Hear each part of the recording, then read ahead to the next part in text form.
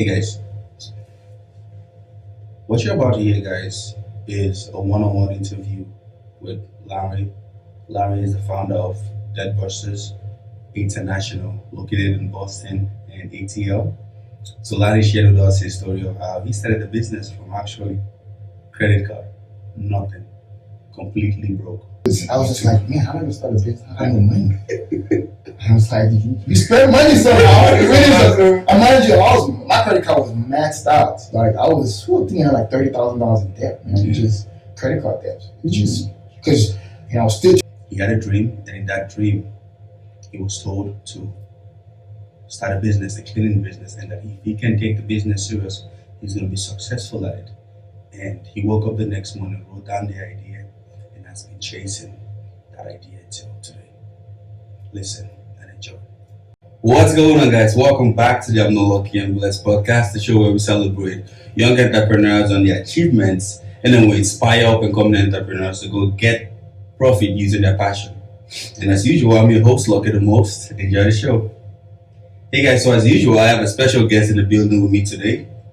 But before I introduce our special guest, guys, if this is your first time listening to the podcast, I want you to like, share, and also leave a comment. If you have someone in mind that, different field, different business, or something you want me to talk about, just let me know, and I'll try my best to get someone for you guys, okay? And today, our special guest is a very good friend of mine. He's my brother. We go to the same church. And he's the founder of Deadbusters. It's a cleaning service that's located in ATL and Boston.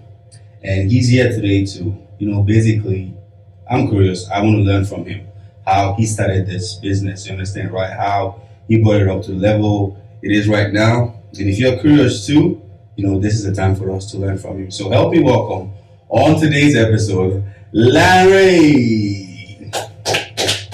Good to meet you, man. It's always good to see you, bro. Glad to be here. Glad to talk about, what I have going on. And yeah. How you feeling? Feeling good. Friday. It's Friday, it's the weekend, so excited about that. So yeah. Any plans? Nothing really. Just hang out, do some yard work, probably. You like yard work? I have a choice. I have a choice, really. So yeah. Based on what you do, I see you like cleaning and all that, and I wasn't surprised that you had a business like that. You're a cleaning service. But even before we go, can you introduce, one more time for the audience, your business and you as a person? My name is Lanre by the Nigerian. Moved to Boston 3 years ago from Atlanta. My company's name is Deadbusters International, so DBI.com. Well, DeadbustersInternational.com. Started in back, in Georgia, and now here in Boston. So yeah, excited. So Good to see you. yeah, thanks, man. So, why entrepreneurship? Why not? Why not? Why not? It's the best time for it. I watched my parents, just they had their business. My mom, she had a fashion, design, and then she went to someone's store. My dad's an electrical engineer. He's passed away now, but about 10 years now. He had an engineering, firm services. They, cater to different people back in Nigeria. Yeah. So even though I'm also an EE, so like an electrical engineer, I always knew that I was going to want to start a business, as I grow. So yeah, so it was definitely in the back of my head the whole time. Gotcha. Yeah. So it's already like something that is in the blood, the family line. Dad was doing the same, mom was doing the Well, back home, you grow up watching your parents. You want to do what your parents are doing. So my dad was an electrical engineer. So as soon as, I got to that space, you wanted to become started growing myself to be that too. Yeah. So, yeah. Okay. Did you ever, when you were younger, is this your first entrepreneurial venture, or even when you were younger, you kind of were doing stuff to start? No, this is my main first company. I mean, I've done other small businesses, multi-level marketing, I've done a bunch of other little things, which technically you are your own business owner, but this is my first baby, my own company. Yeah. How do you feel? I feel good. I'm excited to grow it. So expanding it, for sure. So And that's why I named it Dead Busters International, because that's the head, that's the parent company. I'm going into other. My goal is to go into other little, services. So I have Dead Buster International as a parent, and I have Dead Buster Cleaning Services. I'm going to go into DBI products, so cleaning our supplies to sell in stores. Oh wow! I'm going to go into DBI car wash, but the parent company was still called DBI. Dead Busters. So there'll be Dead Busters, so different subsections of the business. Everything dirt, you're busting it. Yeah, everything dirt, you're busting it. That's the goal. That's the goal. So Daddy car, we're busting. no, so you might go to Walmart, you open one day, you might say DBI, so surface cleaner, DBI, yeah. So that's why I named it international, because I want to go global, but I also want to have companies under that global name. I love that. Yeah, that was my thinking. Why dirt? Because see, a guy like you understand, right? Yeah. Like flexing. You like the job, like dirt cleaning and all that was the last thing I would expect from you. You get right? Yeah. But I respect it. You get. And my question is why did you decide to go? There's so many things you could have done. They're really cool. You could have. Honestly, my friends call me Mr. OCD. I'm very clean. I'm a neat freak. So going in college, everybody calls me even my mom, back in, I did my high school back in Nigeria, if I came here. So my mom, she used to make fun of me because, back in Nigeria, they'll give awards, cleaning, the most cleanest guy. It's cool. So, first year, second year, third year, my mom was like, every year you get the same thing. Can you get something else? So I'm just a clean person. Sometimes it could be, a lot for somebody that's not used to that, to leave that kind of person. But so I wasn't surprised when I got the call to start a business. So How did you get this call? Dream. Really? Yeah, dream. It's funny. No. Tell us. 2019. I was going through a tough time then.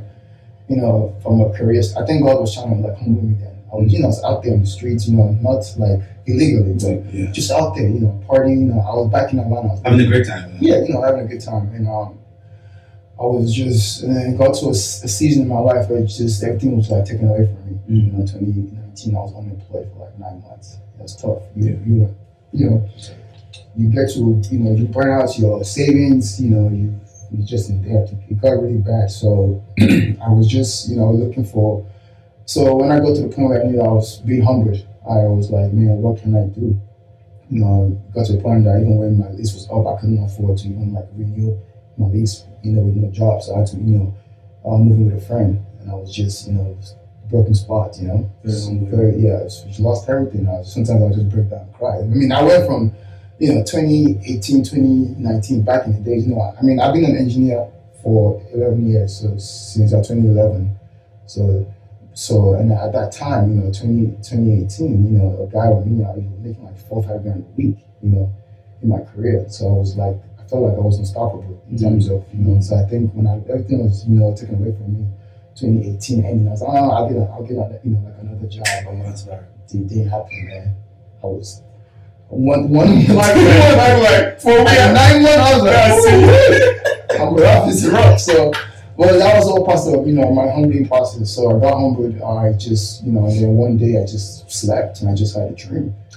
And in the dream, I was in a bank, standing in line, and I don't remember. I was just in line, with a bunch of people, and then a man just came and tapped me. He was like, I was in a high rise, like a bank, on the line, and then the man just stood next to me. But funny enough, I couldn't even see his face because he was behind me. Yeah. And it was he tapped me, but then I couldn't turn for some reason. He was like, "Do you see that building over there?" He was like, "Go start a cleaning business, and you can work your way up to clean that whole building. You'll be very successful." And he walked away, and then I woke up. And I woke up one day, I wrote it down, and started a cleaning business, and that's how I started, man. Yeah. It was very direct. Wow. And it's so funny because when I told my family about it, they were they're not surprised because you already agreed. So it was just in line. Yeah, and that's how I started it. Even before I knew this business, I used to watch your Instagram, man. Yeah. And I would see videos of you how before and after of your home, you understand, right? Look like this, and then you turn into this. Yeah. You were setting up things, you were landscaping, you were doing all those, you buy furniture, fix it all, make the place look very beautiful. I'm like, interesting, man. This guy This guy knows all that. Yeah, And thank then, God, man. Because in 3 years, I built my home from scratch in just 2.5 years in Boston. So I'm grateful to God for that. So he definitely put me in the right. I mean, coming from 2018, I didn't have a dime. yeah, To 3 years, later, you build a, your own place. Congratulations. Yeah, thanks. Thanks, nah, thanks, bro. So how did the process go? Like, so you had that dream, you Yes. you wrote it down. What was the next step I was just like, man, how do I start a business? I have no money. I was like, you spend money somehow. It really is. I managed your house. My credit card was maxed out. Like I think I had like $30,000 in debt, man. Just credit card debt. Just because I was still trying to be outside and portray myself to be this Big boy. guy that money is still there. Money really wasn't there. Yeah. So I was like, how am I gonna start a business? And I was like, just go start it. So I went online. I was in Georgia then. I went online. Went to the Georgia the government side. Try to get an LLC. That was free, but obviously the other stuff you have to get. Get your EIN number. Then you got to register in the state. You got to pay all that fees, and then so I got all that stuff. All set up, all on credit, man. On my credit card. Just so I had no choice because I knew that was my only way out. Yeah. And I was doing interviews. Mind you, I was still interviewing for a ton of jobs. So I would go like, stage 1, 2, 3, and then they just cut me off. And I felt like, and I knew very that I would not get a job until I started our business because I was, stubborn then. So, yeah, that's how I started it. I talked to the friend of mine that I was living with. She even helped me back then. She would just write up, business proposals, things I need to do, expenses, like costs, just upfront costs, from shirts, business cards, all the registration stuff, things you want to target. So yeah, it was work, but I just started it with faith, man. Gave it created a social media platform, for the business. And I gave myself 30 days to start. So I was able to just go online and say, hey, I'm launching a business in 30 days. Because, the thing about business is if you don't want to start and just don't have a good launch. That's what people don't understand. You kind of want to prep everybody for that anticipation. So it's like you kind of have to give it, 30 days to go, 3 weeks to go, 2 weeks to go, countdown. Yeah. So during that process, I was just going out there. And during that season, I was like just driving around, I wake up, get out there, try to go out there and you just find, cleaners. Drive around, go to like areas that I think that, you can find people that are looking, to like work and stuff like that. So you just go out there, drive around Home Depot, just drive around, you find places, you find people, and I was just like, hey, I'm trying to get some cleaners, I'll pass them the business card. And then they'll call me back, say, my wife will work, for you.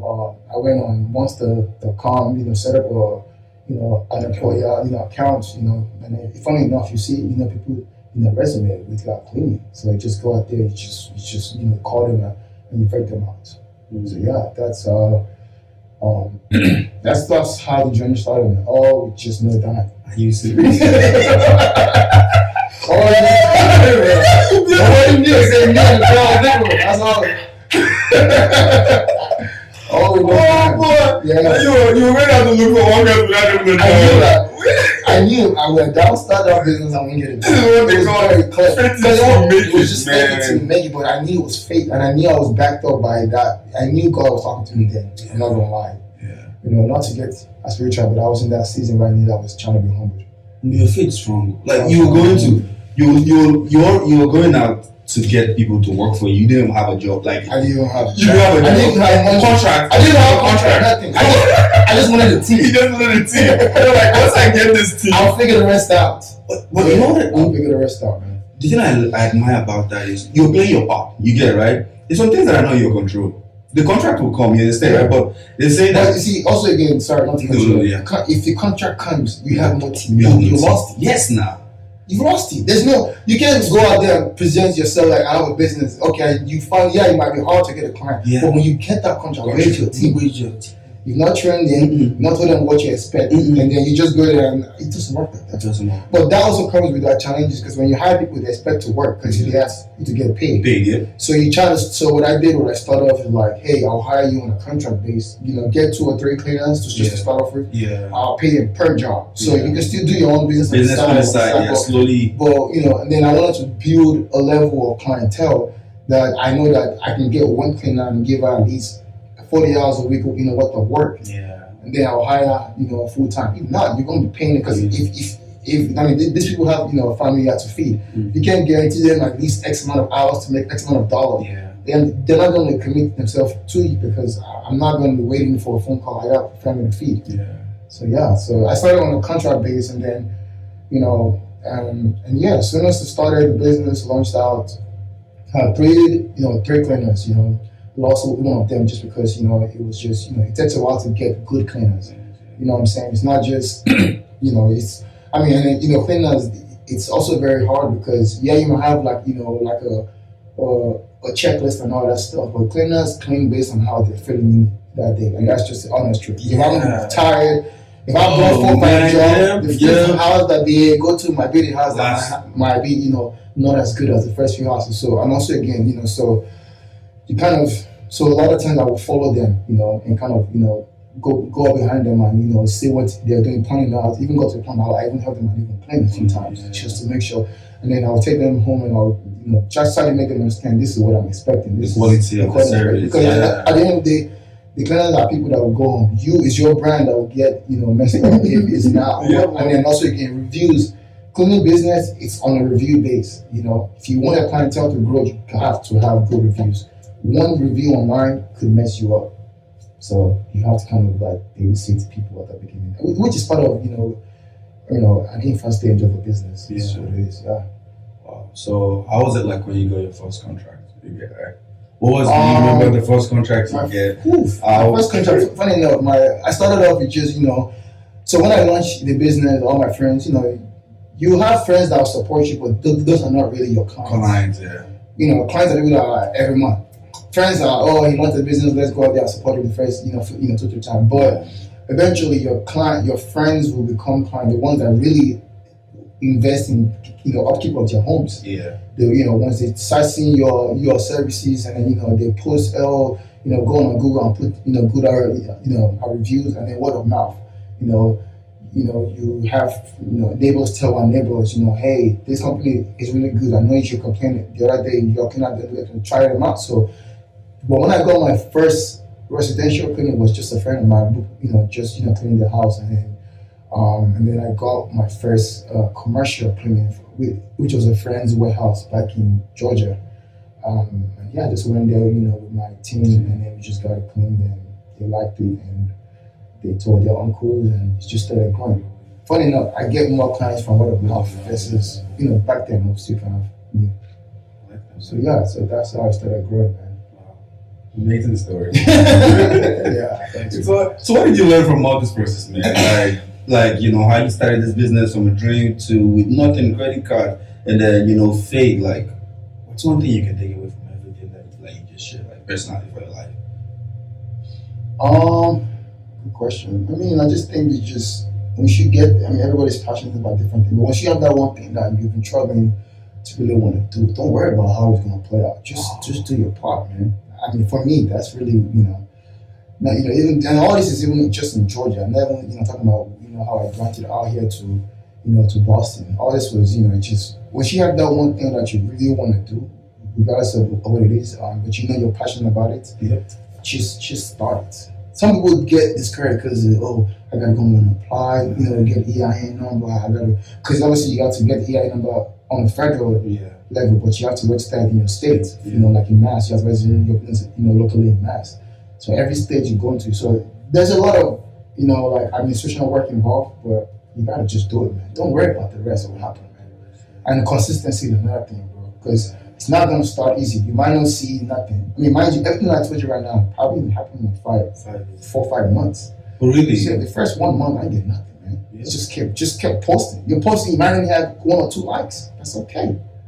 But you don't know. Maybe that 4th week is when you get your phone call. But then if you don't stop, then you just lost the person. Because I even had times where people reach out to me like 3 months and, are you still in that business? I've been seeing you posting this thing constantly. Do you still do it? Yeah, I do it. Yeah.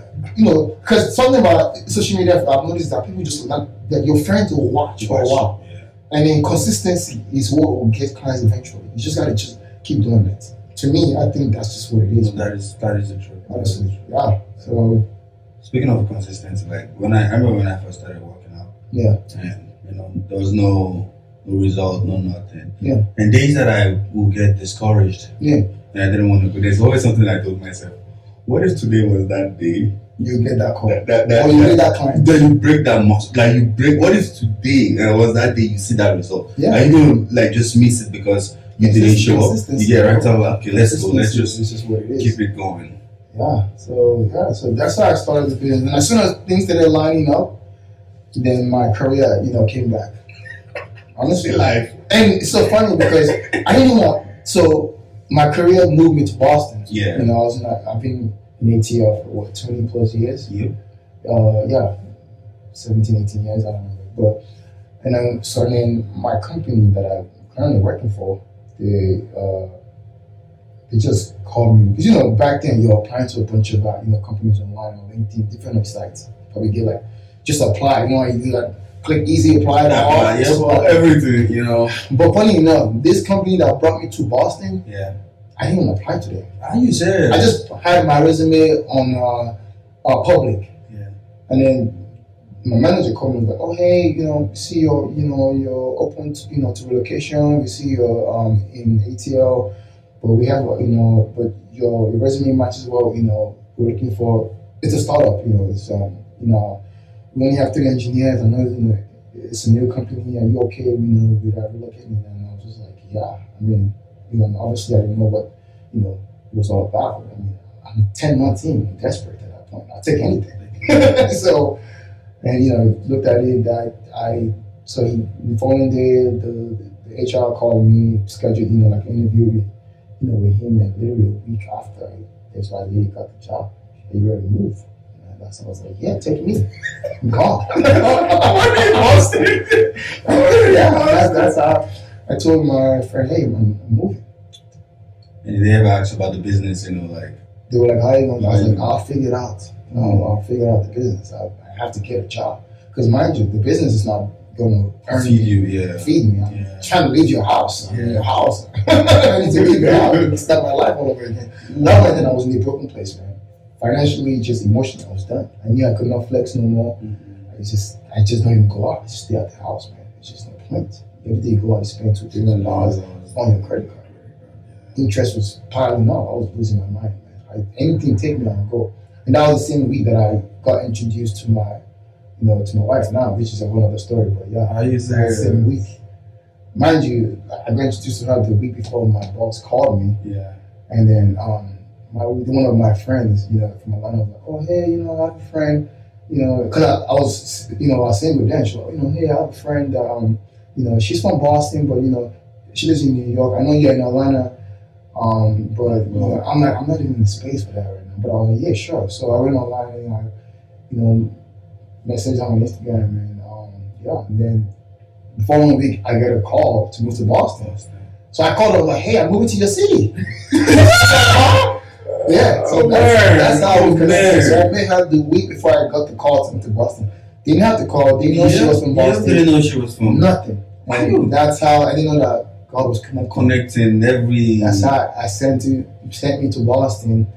And mind you, I've only known her a week. And this girl, she went online, looked up apartments for me. My first apartment in Boston, she found it for me. She called them, found my availability, and she just sent me this, hey, I called and I did this. And it was like, man, I didn't even know this girl.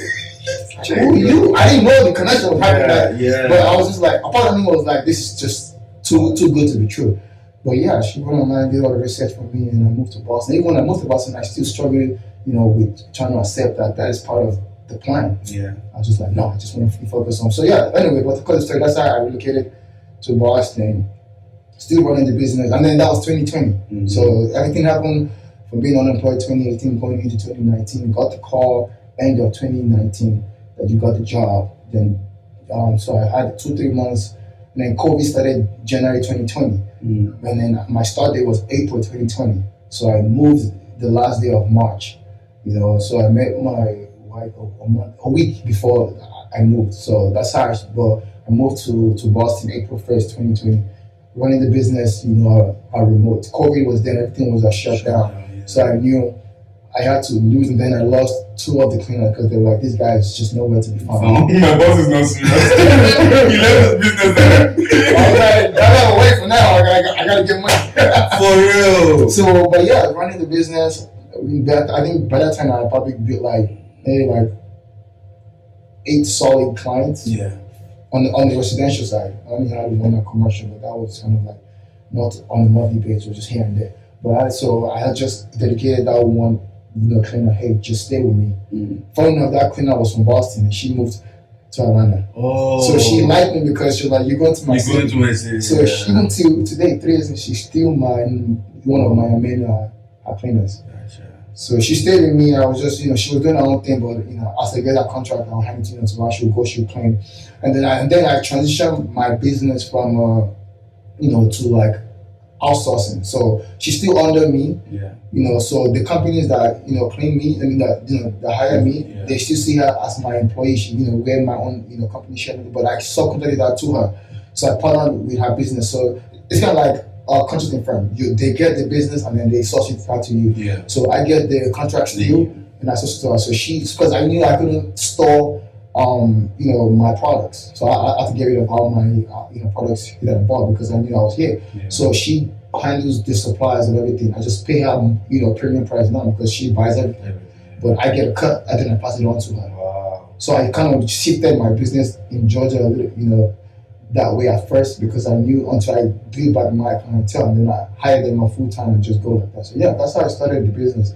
And then when I moved to Boston, that's a whole other story. That's a story for part 2. Yeah, that's part 2 right there. It's so that's how I moved here, and COVID started. Just got a job. Trying to get back on my feet. Got a place. Working, and I was, and then COVID was everywhere was shut down. I was like, man, how can I expand the business in Boston? Because everywhere shut down. Mind you, offices, that was peak of and you everybody didn't even want to homes. Nobody want person to come inside. I was in a new apartment style in Everett. Then I moved out to Boston, trying to I tried all different things. I tried putting my business card in apartment doors, all different floors. Yeah. Got a few calls here and there. Mind you, I also didn't even have cleaners then. So I'm just like, but then I started So what I did was first, I started the cleaners I got was the cleaners that cleaned the actual building. Oh. I just saw. I was like, hey, do you have friends that clean? And she was like, yeah. So that's how I got my first set of cleaners from my apartment building because I didn't know where else to go. I was thinking business, man. Well, you're very resourceful. You were using everything around you. I had no choice. Not looking outside and saying. I mean, you see cleaners right there. Yeah. Hey, can I talk to you inside? Do you have friends? Are you full time? Are you contract? Do you need for extra work? I have a business I can hire you, or do you have friends that can help me? That's how she called me. I'll work and connecting me, to friends. And then me on the other hand, looking for how can I get, contracts. And then so I was just trying to think, I would drive around during the COVID time, go around, offices were shut down, so you can't meet nobody on a country, commercial is closed, so it was really residential, Gyms are closed too. Gyms are closed, so I was focused on residential, so I didn't want to be a creep going to random houses, just knocking, hey, take my car, I'm a black man, in Boston. I was careful about that. So I was just thinking of ways. And doing that, and I was just like, man, what can I do? And I was just like, and then I forgot it. And then my neighbor, he's African. Yeah. So, because back then in the building, it was just like 3 black people. Me and 2 other guys. And so, it's a pretty expensive neighborhood. So I was just like, man, I asked him, what do you do? He was like, yeah, I'm a full-time Uber driver. I was like, how do you afford this place? I mean, our rent was, I was paying like 2,000 something for a 1-bedroom apartment. 600 square feet. I mean, it's a new apartment, so it's, new building. I'm like, how can you afford this place? And he was just like, Uber. I was like, Uber paid? He was like, how much you make? He was like, last year I made that 6 figures. I was like, huh? I was like, no way. So the guy walked online and showed me. I was like, are you kidding me? Uber makes that much money? It would as well. I didn't know. Man, you already know me. My brain was thinking at that time. As soon as he left the house, I was like, and then pride would kick in because you're still a part of you still trying to be people. Yes. Why you want to carry people like that? Yeah. Man, that was just someone like, can you do Uber? I was like, no, not for me, man. Not for me. This is a job. My job was a security job there, so it was a pretty decent amount. Yeah. But I was like, no, it's not for me. But man, I was like, that's how I felt in my heart. You're not gonna do nothing. Just go to your Uber. Man, you should have seen me, bro. I went bought me a $7,000 car. At that point in time, my other car, because I drove down with all my stuff from Georgia. Yeah. I had a BMW there, but I had it for 4 years, and it was giving me problems. I knew I had to just sell it because it was high mileage car. You don't want to hold on to a high mileage car there. Go to the field, so I was like, just go buy a $7,000 car. I said I bought a $7,000 car, man, and I just start Uber. Mind you, on the other hand, even though I was making good money, because my expenses were so high and I had debt I was trying to pay back, I was also looking for extra income. So it was a mixture of extra income, trying to grow your business and figure out, get out of debt. So I had all that stuff going on in my head. While I'm still dealing with trying to expand the business in Georgia, and I have a bunch of, like my cleaner asking me, hey, I need more jobs. So, but to focus on the Boston side, I started doing Uber, and the next thing was like, I think the second day, I would call, my wife then. I was cool, with her mom, my family. I called them then. She wasn't my wife then. It was just, friends. Friends dating then. I was like, hey, I think I'm just going to do Uber. And my sister was like, Uber, you? They're like, you? I was like, yeah, me. Uber, it's all of my pride. I said, Boston, condition. This man. Condition will shift your mind. I don't care how much condition will break you. But yeah, man, that's how I started doing Uber. I said, and then I was 100% remote. So I'll do my regular 9 to 5. I'll wait till like 6 or 7 when you protect everything. I'll go out there and do Uber. And that's how I was doing Uber. And it's like, bring your business card along. Small ideas are coming in. I'm telling you, because then you're being humble. Now you're listening. So now when instructions are coming. Yes. So it was like, take your business card with you. So what I'll do is I pick, anybody up, I'm driving, how you doing? Me, I'm friend. How you doing? Things good. People are there telling you their life story, telling you that I was like a therapist. You listen to everything. Telling you how their boyfriend is. I'm like, sorry. So before do you live in Georgia? I'm sorry, in Boston, because some might be airports. They might just be right away. I have a cleaning company. So that was my way of exposing the business because I wasn't comfortable going to houses. Yeah. But I have access to so many random people every day. Yes, now. That was my business. And then for Uber Eats, what I do is, so I was doing Uber. So as I'm giving them their food, I was just put my business card and leave them door. So in a day, I only pass out like 40 cars. True. So that's how I was marketing my business. I'm getting paid. Yeah, I know you're getting paid. and I was so dedicated to Uber back then. That was 2020. There was not that many drivers. Yeah. Now I don't know how much it is. Yeah. Dude, I was making like $2,000 a week. I remember I was so dedicated, man. Because you work from home. I was making $2,000 a week to market my business. It was a win-win for me. It was a win-win for everything. It was a win-win. And you see, you had your full-time job. Of course. You understand, right? That's how money was. So that was how one day I went to the airport, picked up this lady. I was like, hey, as usual, my everyday speech. Oh, by the way, I have a She was like, oh, really? I didn't know this woman was like the manager of some warehouse, Boston food distribution in close to Masav. Yes, that big building. That's how they said, oh, by the way, come by and distribute. I was like, man, when do you want me to come? She's like, I was like, yeah. She's like, come by today, tomorrow. I was like, man, I can come today. As soon as I dropped her off, I ran home, put on my outfit, put on my company shirt, called her back. By that time, I had done one, cleaning in Boston. Yeah. The lady that, cleans my apartment, her friend called her and said, hey, we got a job to go out bid for. Just say you work for me. I know you don't work for me. Just say you work for me full time. Let's go. That's how it went. Give her a shirt. Put on a shirt in the car. She changed. We went together. Make it happen. Started bidding for contract, man. That's how God just cracked the market for me to enter into commercial. Yes, man. You were desperate.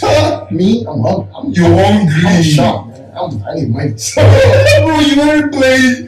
Let me think about it already. Nah. Later on, I was there, bro, with my outfit and everything. That's how, and for that's how I started getting commercial contracts. I started getting residential cleaners. People call me, oh, hey, I saw your business. You want to come see my apartment? You want to come? That was how I started cracking the market. Just one door. Just Uber. And then that is so funny because before you get blessed, God will humble you. Yeah. And he will test you. This thing, can you do it or are you too prideful? Pride I struggled with that a bit, but I knew that was the only way.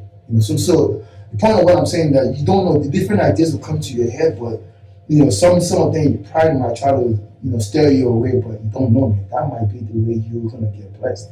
You tried, man. Yeah. So and before you know, that same one of my cleaner alone, 2020, just one of them brought me $30,000. Just one. Oh, wow. Just that same year, and then that same year, I made $70,000 from Uber. I don't need 7 months. I was making like $10K a week, so I made $70,000. So that car I bought for $7K. Yeah. Give me $70,000 10 times. That same year I was looking for money just because I moved. You used 7K to make 70,000. 7K to make 70K from Uber. I know car is not a smart investment, but to me now it's a smart investment. That's a big investment now. It was taking you around. Yeah. You're running your errands with it. I was doing my clientele. Doing your Small money. You win. Making 7K from Uber, One stone kill like 3 birds or something. You stole that That's how it happened for me, bro. Oh, that's amazing, Yeah, so a few weeks man. ago, I even finally sold the car because the car started giving me a problem. But What car was that? A Nissan Sentra. Are you serious? 2014 Nissan Sentra. Wow. It did, I bought it from this older man. He probably put I think I bought it like 40,000 miles. Yeah. And I put that much miles on the car. And then I just usually put like almost 50,000 more miles on it. I mean, the car made me $70,000. It made me 10 times the amount I bought it for. And I sold it to this guy for roughly the same amount of money. You're old, man. And I even told the guy, Direction, really I sold the guy that I just sold it. Yeah. I sold it to him for the same amount of money I bought it for. So I just used it. That season came, made money, got me out of debt, and I paid off my whole debt so I can be debt free, and I was gone. And 3 years later, I'm here, man. And during that whole, 3 years, being able to do that small, contract on the side, still trying to, build the business in Boston here, my Georgia I want to use it more because I've been there, 10, almost at 20 years. So I have friends that, always, calling me like, hey, send me, your cleaning about Boston. I'm still doing some residential cleaning and commercial cleaning, but I'm still trying to grow. But yeah, that's how I started, man. That's dope, That's dope. So yeah, thanks, man. a few things I took away from this amazing story you shared is like you really you listened.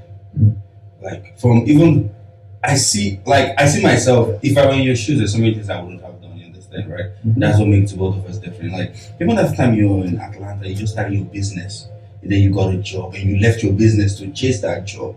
You get right? There's so many people that wouldn't have done that. Yeah. I wouldn't have done that. You get right? I would have said, nah, I have to chase this thing. You get right?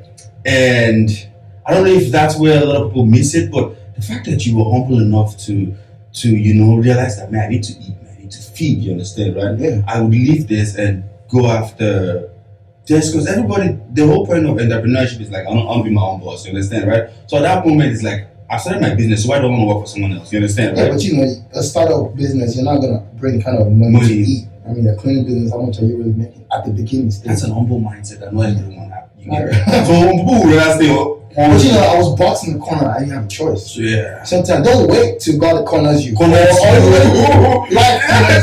you. Just go. Yeah. Once you get that sign, just go. Like for me, was who knew I was going to end up marrying my wife? My wife, I so, know. It connected me to my wife. Connected me to you.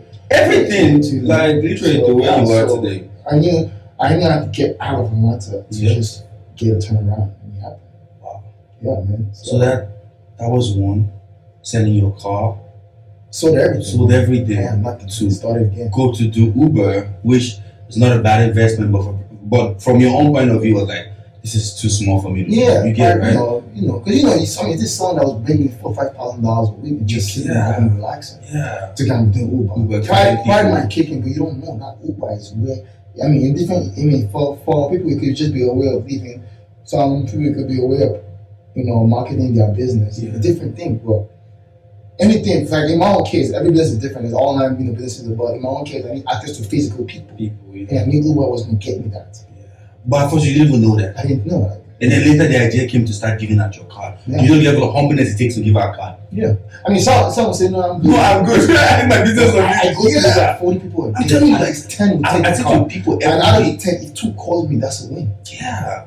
I know people that these ideas will have this idea and wouldn't do it because Yeah. like, I'm too big for that. You get it, right? But I don't want to be giving people my card. Some people feel embarrassed, some people feel this way, but like the fact that you swallowed your Right. pride, everything. Yeah. Oh man, that's really an amazing. No, thanks. Yeah. I mean, at the end of the year, the numbers still lie. The numbers don't lie. When I was fighting taxes, I was Yeah. like, $70,000. Wow. Yeah.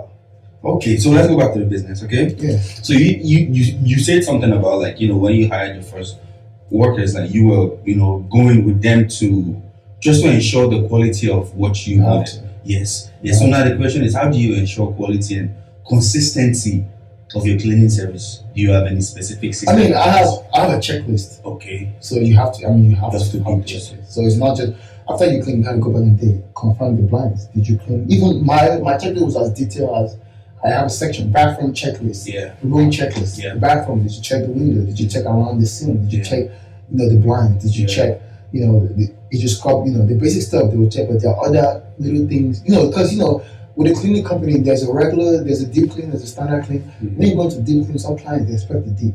So if you want a deep clean, vents, did you clean the vents? So when you have a checklist, things that people might some of the cleaners might not remember. Because it's a checklist, you have to show that you look confirmed and you check this. So did you check the vents? Was it clean? Did you check the doorknobs? Did you clean it? Did you check? It's very detailed. You have to check it.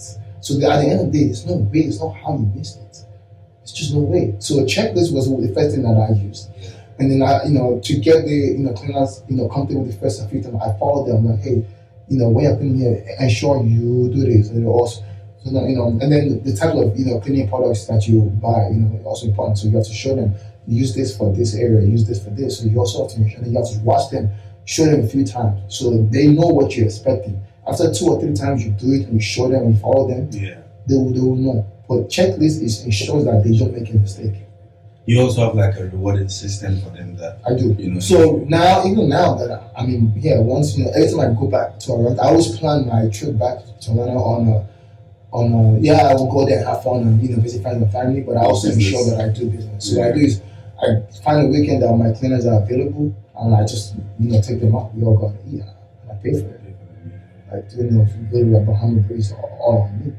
So that keeps them loyal to me. and family too, Yeah.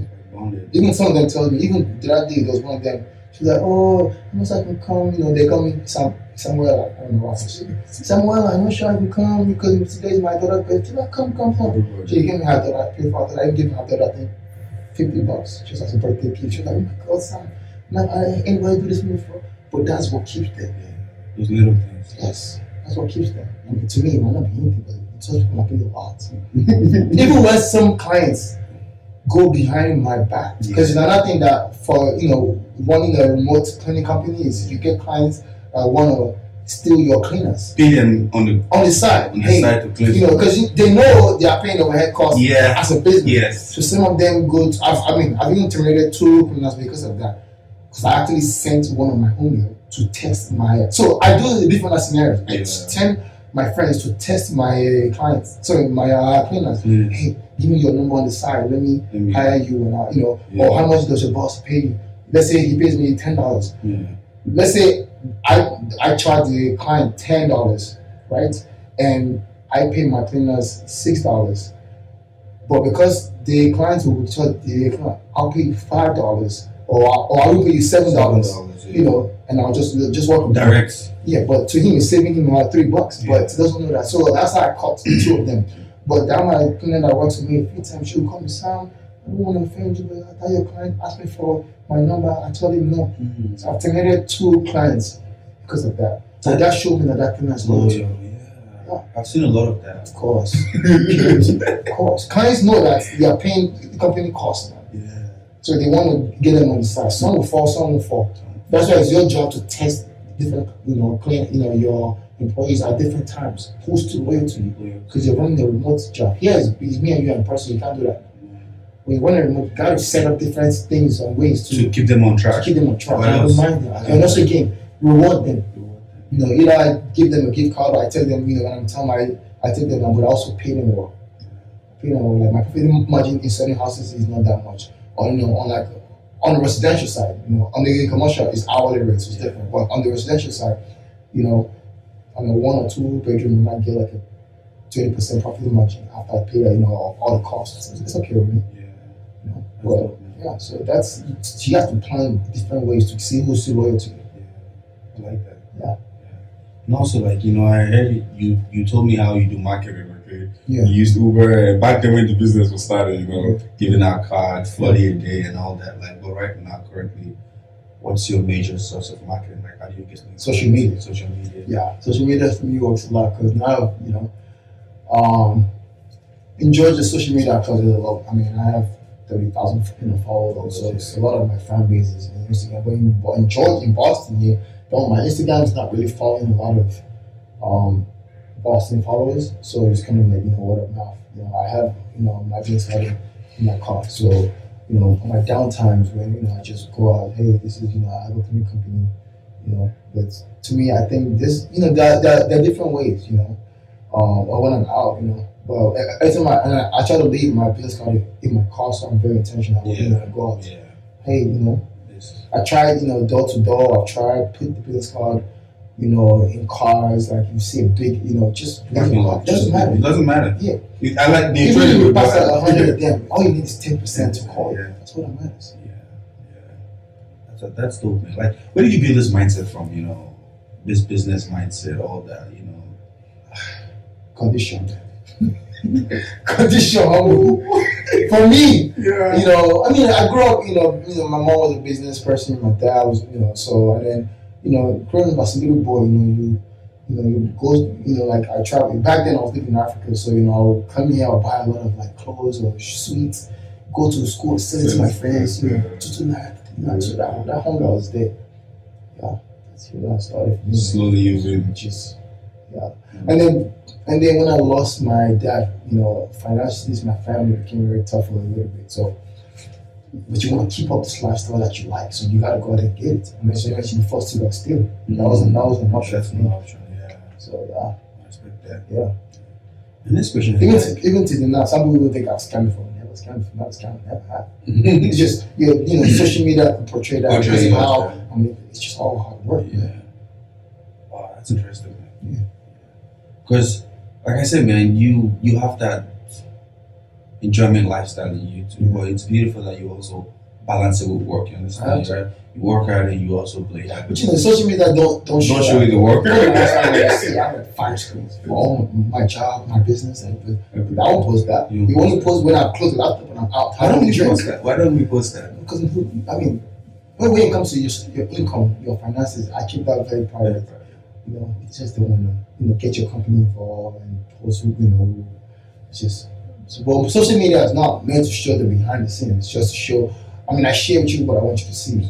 Which even now I'm humbling myself in what I share and not share. But social media, you don't really post, your hard work. You just post when you're having a drink, when you travel. So people tend to only see that and just judge you of that. You don't want the behind the scenes. It's a lot of work. If you come to my house, if I'm not working, I'm talking about business. That I'm doing a business back in Nigeria. It's just constant, but you don't see all that. Yeah. You never see that. You just see when the laptop is closed and when it's out having a drink. When you're resting. When you're resting. When you're just like, oh, travel. Always enjoy life. It doesn't enjoy. Yeah, I know the. I mean, but you enjoy that. You have to reward yourself, but there's a lot of behind it. You should create on Instagram that shows only work. I bet details.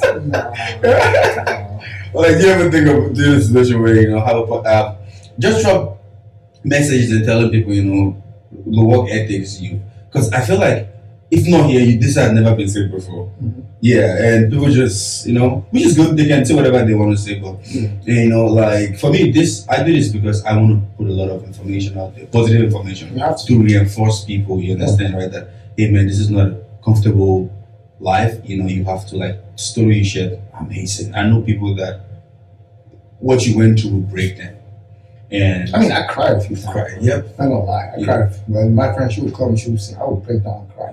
I mean, we've all been there. I had All nothing. been there. It's someone that had to live, went from a high rise Yeah. to, mind you, even this girl that was staying in her apartment, she had a daughter, so I was in her daughter's room.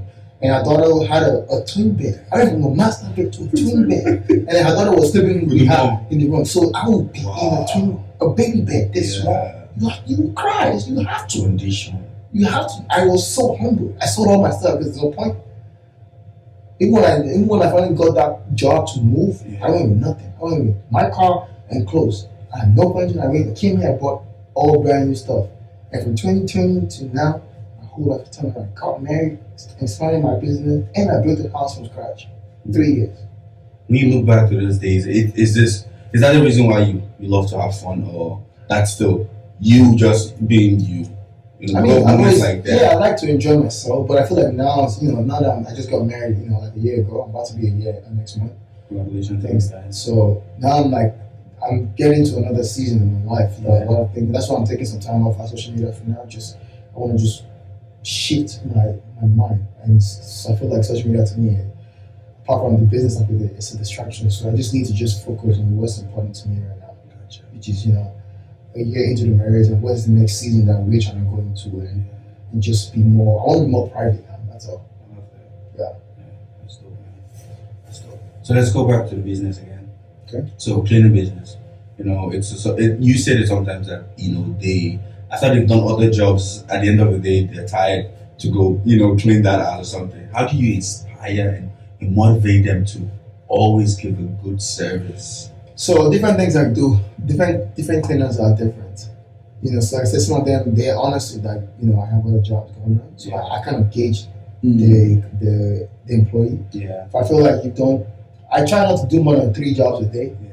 Yeah. If you unless you tell me, son, I can do it.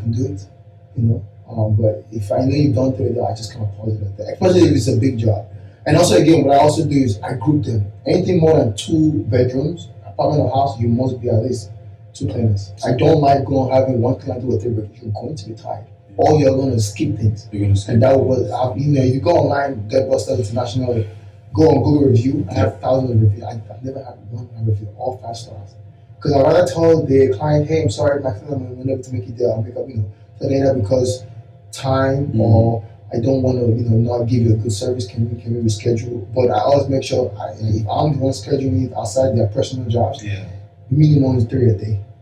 You have to. They're human beings. These people are literally deep. I can't even do 3 deep cleans in one day. Impossible. You're going to mess up. These people, sometimes you see them, they're laying on the floor scrubbing your baseboards. This is human beings. They're human beings. They're going to be tired, or you have to pay them more. I pay a lot of my friends tell me you don't make that much profit on your job. I don't mind because I pay them well. Some of them don't leave because I pay them well. So my prices might be more on the upside because it's not, it's more expensive than the average Joe that goes there and finds a regular cleaner, but they're not going to get what I get. I mean, if you see my, they clean your baseboards, your blinds, your windows, your doorknobs, they have to. They wash your house. They wash your house. You have to. That's why I tell people this is my price and this is why I go on. There's one review I like a lot when they say I was watching the cleaner even take my toilet paper, what my cleaners do is your toilet paper, they fold it, the last one they fold it and they design it, so they just kind of make they design, different things with the tissue. Yeah. Just like little things that people who are, oh wow, that's nice. Yeah, people just leave tissue like that and they walk make away. a heart, Or or they they'll make a do heart to this. something. Even sometimes I'll even thank you notes after you sign it. Thank you for a lot of little things like that. But these are things that I train my clients you have to do. Don't understand, and then every time they go, sometimes because we clean some clients say because we clean the houses for so much, they just leave the house and go. But the ones that are there, as soon as we're done, my client call me and put to me, hey, it has been done. Then I call the client, please walk around and inspect, make sure you're satisfied. Before my clients do not leave till the client has given me, I know, okay. So I know you have okayed my clients to leave. So all those are things that I take into consideration. You just have to. That's your business. Yeah. You just have to. If not, your business would and then once thing on a review, it becomes a problem. There's this thing I feel like the guy was talking about entrepreneurship. He says entrepreneurship basically it's just organization skills. You understand, right? He said he doesn't know how to do anything, but he owns a lot of business. Okay. And how does it work? He comes up with the idea and look for people that can do it. You understand, right? He brings this person here, this person here, this person here. And he gave an example, like Porsche, for example. They make cars based on how they want the customers to feel. So it's like, okay, we want to give customers this level of satisfaction. How do we get it? We get a tire from these people.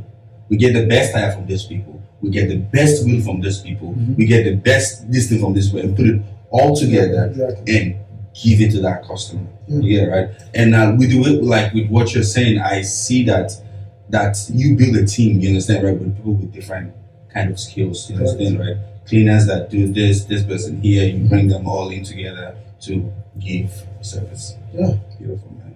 Thanks, man. Yeah.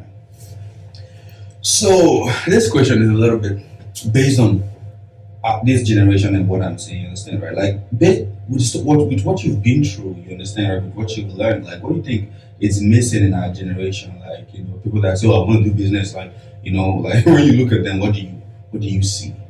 Or what don't you see that? Like, I wish this person could do this. I was talking to a friend of mine that wanted to. I think for me, I think people are just not. It could be two things, man. Either they just don't have the motivation, or they don't have anybody that's pushing them, or they have no. Their environment is not. There's nobody that they inspire to be around them. Everybody's just. You gotta have. If you're around successful people, you're going to be successful. Or if you have people that are hungry for business, whatever, you're going to. But then, I think upbringing is important. Also, again, I think who you surround yourself around matters a lot. If you don't have someone that's pushing you or you aspire to be, you're going to struggle. Nobody can tell you that, yo, I think you should do this. And I was saying that because I was talking to a friend of mine the other day when she was like, oh, I really want to go into tech. I think she's in sales right now. I'm like, so why are you doing it? She's like, I don't know, I'm scared. Why are you scared? All your friends, she doesn't have friends. All your friends are sales, but you want to go into tech.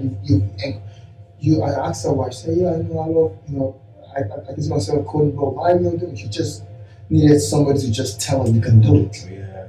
And as soon as I told her, she's like, okay, fine. And she went and started applying. I think she's in the applying phase now, but some people just need someone to tell you can do it. Because she doesn't have that person around her. So environment is very important, man. I like that, man. Yeah. And for you, like, what environment did you put yourself in? Or like, where did you have those people around you that say, hey, you can do this? I mean, growing up, to be honest, I lost my dad when I was like years ago, like 13, 14 years ago. Yeah. No, 15 years now. So it's been a while. So I don't know. I lost him when he was still living in Africa now. So yes, he didn't really get to see my adult life when I met. So I didn't really have him. And back then your parents would ship you here, come, go to school here, but you're by yourself. So you didn't really have a father figure or a mother figure. My mom was back home too. But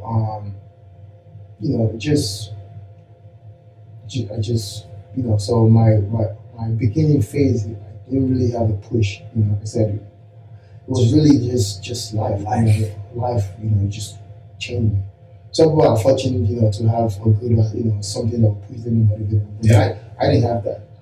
Life just took me that way. you know. But I'm sure my mom's prayers were also, God was like, let me just, pity you and send him a helper. Because I don't know how my life turned out. Mom's gotta keep praying, man. You need those prayers, man. Just help me. This guy, I just, but you listen to you understand, right? But I listen sometimes. I sometimes we come out and get into this. Either way, you go listen. You go listen. Either way, get the hard way. You better just choose. But yeah, life forced me, and then I think since I moved to Boston, my president of jail, so life has changed a lot. I think I really grew this last 3 years. I think my last from 30 to 30, I'm 34 now, so 31 to 30, going 31, 34. It was like when I felt like I really, because the way I see it is, I have nothing against Atlanta or whatever, but my environment then was a lot of like, just enjoy your life, you know?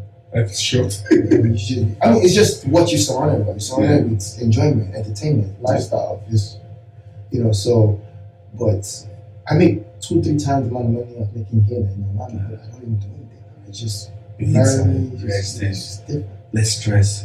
So I feel like here just honed me a lot, and I feel like maybe from what I experienced.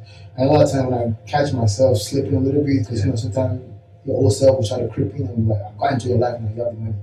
Part of me was just like, you know what you want. Don't waste money time. You will call me again.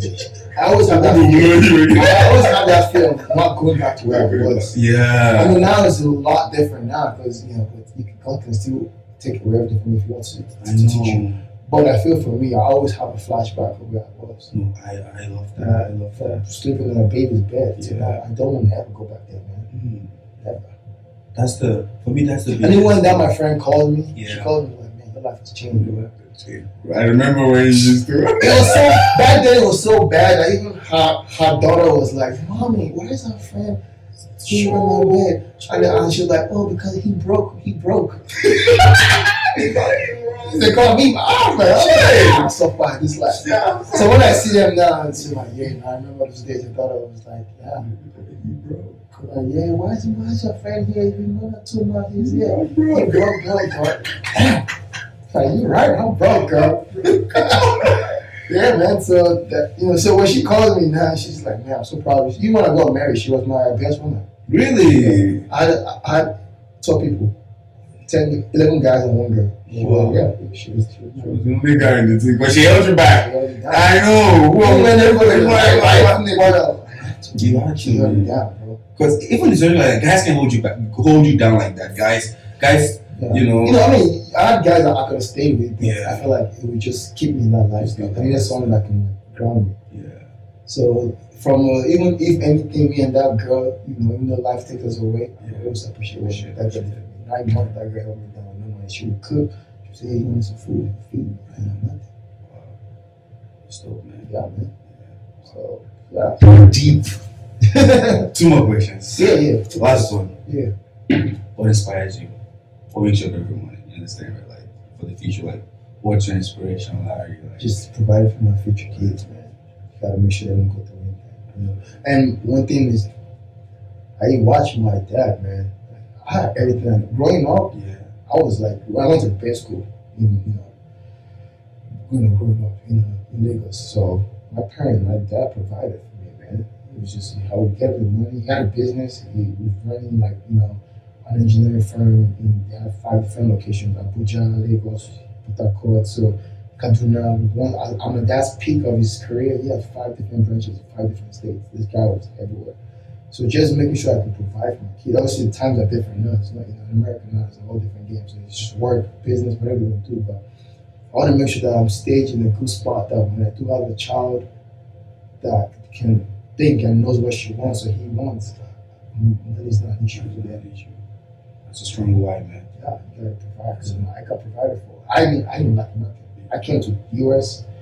I didn't have to take no student loans. I went to school all paid for. I didn't have nothing. My parents were going. Even I was a freshman in college. I was a sophomore in college. My parents bought me a brand new car. Really? I was the only kid in the block from Africa driving a brand new car. All my friends would drive my car. So I had a little bit of my parents. Then it was like, oh my God, they're hating on me. But still, think about it. Your parents provided for you. Yeah, take off. They want my parents would give me what $1,000 every month, pocket money, pay for all my books. I mean, coming from Africa, and there's three of us here. Yeah. So my parents did the same thing for four of us side, because I have two blood sisters, and my cousin, our sister. So it was all four of us, and my parents provided for all of us. So it's like, damn, you gotta do the same thing to your kids, man. Even more. You gotta really Literally more. It's not even more. Like it has to be more. But you gotta stage yourself now. Because now your kid will come and you tell them about Nicholas. I don't want my kids to They don't have to go through what you went through. Yeah. Yeah, I love that, man. Thank you. Thanks for sharing that. Yeah, for sure, man. And how can people, you told us a story, your business. You have impacted us. You've blessed us with this thing, right? Like, trust me, this was amazing. Personally, for me too. I got high on my own supply. Like, I'm going to listen to this podcast because I really enjoyed the information you shared, And the least we can do, guys, the least we can do is to support his business. You get it, right? He's our own. Boston's own. He's been on the podcast. He has impacted our life. And all we can just do is, give him a call. Hey, man, it doesn't matter how small it is, right? Yeah. Just, hey, man, come help me clean this. Or I have this business. I have this. Even I work in... So the gym that I'm renting, okay, we did a cleaning service like literally a few weeks ago, and I don't think we're even satisfied with what we have now. So it's in Boston, so I'm going to tell the management about your cleaning service, and then just have anybody go to deadbustersinternational.com. Yeah. Vet us first. You can go on Yelp or Google, read reviews, comments, and then if you wanna, a friend of a friend. On the residential side or commercial side that wants to clean, just go there. On the website, there's a inquiry form. Just fill it out, and then someone reach out to you. Okay, that's amazing, man. So Dead Busters everywhere, right? Yeah. Facebook, Instagram. Dead Busters International is on Facebook, but the website you can make it, like inquiry. Yeah. You can call, from there. For WhatsApp, it's just every platform is available for you too. And look out, man. Yeah. 5 years from now, you might see a DBI car. DBI car. Yo, I know what's up, bro. You see a DBI car wash, you see a DBI, you go to Walmart, go to Target. DBI products. Just know. He said it here first, guys. He said it here first. And long time goes. We're going to come back here. We're going to come back on this podcast. Like, I want to have you again. You get it, right? I feel like so many things we can talk about. Yeah, definitely. As I'm growing, to share. Yeah. All where I'm at, what is happening. Things are changing, That's the goal, to just keep inspiring and keep growing. So a lot of business ideas I have, and that's why I'm just, excited. Yeah. And I like, and that's why I like that I went international, that was international, because, like I said, I want to make that the parent company, and I want to have a bunch of, companies under it, all related to like cleaning. It could be a car wash, it could be a product, it could be the service itself, but that's my end goal. And plus, again, it was very clear in the instruction I got when I started the business. If you can work your way up to get that, you're successful. That was it. So I do have a mission. Yeah, I love that, man. Now, my last question. Of course. If you could sit back, whether you, in that tough moment, where you lost everything and you were crying and everything, if you could advise that because I imagine someone in that situation right now, so you understand, right? Mm-hmm. If you could advise that person, what advice would you give to that based on what you've seen in life? One, don't commit suicide, of course, because sometimes you can get to that spot where you feel like everything's away from you. But I would say, it's okay to beat yourself down, especially if you put yourself in that position or life just took it away from you and you feel like you did nothing wrong. And it's okay to cry it out. It's okay. It's nothing wrong. Cry it out. But then when you figure out what is the next step, because everything is seasonal. That's how I see it. There's a time to cry. There's a time to laugh. There's a time to be successful. There's a time to go broke. It's just part of how life is structured to be seasonal. Yes. Even now that everything might be going good, we pray everything stays good, but it's just nature of life. It's just. But when you have that season of low, where you're prepared, even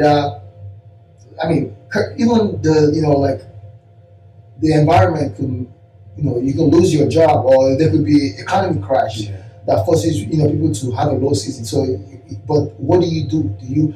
Have you prepared yourself, or have you, you have to either prepare yourself for a second now, like in my own case, yes, things might be going good now, but my money, everything is seasonal. So what I do is I want to save more now because I don't know when things will go left. Yeah. So I'm preparing myself for my low seasons. Yeah. But to answer your question in specific, right? I tell people like cry it out, but get people that genuinely want to see you like get out of your situation and ask what are my next step. Either you need help to help you out, or you sit down and ask yourself, what can I do? And who can I talk to help me get out of this mess? Yes. You know what I mean? If it's you're in a low season because you're unemployed and you don't have a job, okay, who do I know that has the field that I'm in? Can they talk to somebody that in their like in their business or in their workplace? Can you have an HR? Do you have somebody that has you have to not just don't keep it into yourself because you're ashamed. Yeah. That was one thing that I struggled with, but I felt like when I came out, I got help. Yeah. Don't boil it into yourself. Get someone that will not judge you or will not. And just how can I get me out? I need help because people are very quiet about their suffering, but it's not. It doesn't solve anything. It doesn't solve anything. Ask for help. Ask for help. It's okay to ask for help. Don't say go online and say I'm broke and I'm suffering. Get one or two people that can really help you. Yeah. I'm not going to just take your thing and go and tell the next person and gossip about you and say, hey, I really need help. Because I can guarantee you 2 years from that time, you're not going to be in that same spot. So yeah, I would say just get help and not be ashamed of the struggle. Trust me, everybody has struggled. Everybody has struggled. Every time I parry, can tell you. Everybody's living in this spot. Look at him right now. Yeah. It's like this. It's like the struggle is just that you don't go through that struggle, man. Like, it won't help you. That's why I feel like I've come to terms in life that everything is seasonal. Yeah, everything is. Everything is seasonal. Both your high and low time is seasonal. And same thing I tell people too. And I also tell people always enjoy whatever season you're in. Yeah. If you're low, enjoy it because it's gonna pass. And one day you're gonna look back and say, I remember those days. You understand, right? If you're high, get the most out of that highness because it's just gonna keep going up. Yeah. So this is the structure of how this life has been structured. It's going to be seasonal. Yes. Okay. Yeah, my brother, man. Thank you so much. Thank you. I hope this helps somebody out there. Just definitely keep pushing your dreams, man. Yeah. Keep You never know. You never know. Just get something you really want to do and just go for it. That's dope. Yeah. A few things to take away from this episode, man. It's like consistency. Like Lanre said, not giving up, even when things are hard. Looks like it doesn't make sense. You have to keep going. Also another important thing is faith. Those of you who don't know what faith is, it's just basically going out every day and taking one step every day to that idea or something you have just in mind. Believing is something that you don't have the actual result in. Or believing is just believe that something, whatever it is. But just sit with the believer, okay? Go out there and take steps. Something that do something. You have the result to. Like in my own case, and, it was just that. And I came from a place where, I came from a Christian family, but, life will try to distract you. Yeah. And push you to be worldly. And I was worldly. And I still have my season where I try to battle the in and out of life. But, it's just part of growing up. It is life, man. And things will come in your life that will take you slowly transitioning out of that. Either family, either getting married. Me getting married has humbled me a bit. I'm sure when I going to having kids, different. So over the years, I tell people like, don't spend too much time trying to whatever season you're in. If it's like, just trust that life will take you out of certain things. Like me, I struggle. I used to, and me, my own step. How do I get out of this partying life and all that stuff? My first step was get me out of my mind, so I don't have access to those things anymore. And then now I'm here. And then I have my struggles where I'm missing fun. I want to travel and have fun, and I travel and have fun. And then what can I get? Got married. I would train. That would 10 years more. And then if that doesn't help, and then kids will come with 10 years more. Business will come. So eventually you outgrow certain things that women might grow faster than adults. Yeah. That's why women are ready to get married right away. Men still have that season that they want to flush out that enjoyment life because everybody just grows differently. And it's very true. Women get more mature faster than men. It's just the truth. Yeah. But men, once you just believe that, once you working towards that thing that you're trying to outgrow, life will humble you and it will shift you just unconsciously out of those things. Yeah. long as you're willing to make that You have to. change, you know. And right now, I had the option to say, no, I want to go back here to Orlando. Yeah. But I'm going to come back for what? Boston is here. We have great schools. Yeah. Well, my kids. It's a growing city, you know. Yeah. Opportunities. I mean, like, you know, like my wife went to, Boston Latin School. Yeah. Got accepted into Harvard. Went to to Wharton. Like, these are Ivy League schools. Why would I not want my child to go? I never had that. I want my child to have that. Yeah. So why would I move back to Georgia? Because of fun. I want my kids to say, Daddy, I got sent to Harvard. Yeah. I want that. Yo, Thanks for having me, man. Yo, my pleasure. Yo, thank you so much for listening to today's episode. You know, I hope you guys enjoyed it. I did. And don't forget, if this is your first time listening, subscribe to the podcast. And also, let's show love to our humble brother. Go show some love, support him. Buy his products when we see them. Use his car wash when we once I learn that product, I'm coming here to say, yeah, oh yeah, we're coming here. Now we're Target, now at Walmart, now at whatever store. 5 years. Online, Amazon, What's the Yes. 2023? Just 5 years. 5 years. You see products. And you see car washes around the whole of Boston. Speak it. You gotta speak what you want. That's Yeah. what I'm going for, guys. Alright, guys. Thanks. Peace. Love. Be blessed. All right.